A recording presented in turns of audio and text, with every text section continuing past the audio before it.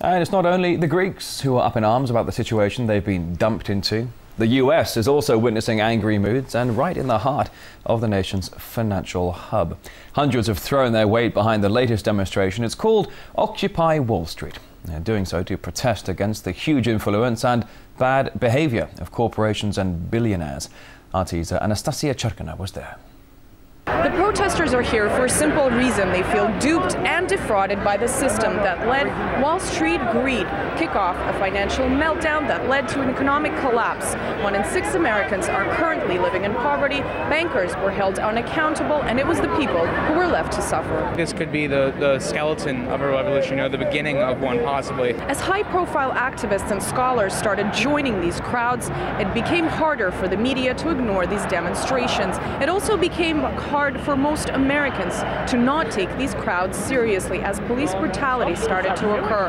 Last weekend, over 80 protesters were arrested. Several women were surrounded by a police net and maced with pepper spray. But these protesters say they're willing to pay any price to get their voices heard. A lot of people are talking about the 1%, and, a fraction of the 1% that have all the money and really all the power, if you think about it, because what they say goes, they influence a lot of decisions, which doesn't help anyone else but them. So that's why everyone else is getting screwed, As the protests gather force and union support, many are beginning to wonder if this could become reminiscent of what America saw in Wisconsin this winter, where up to 70,000 people essentially stormed the Capitol building because their voices were also ignored. It was also union support that made as many as 250,000 people come out onto the streets in Europe.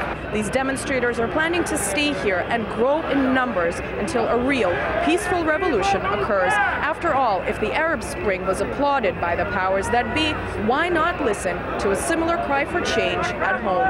Anastasia Churkina, RT, New York.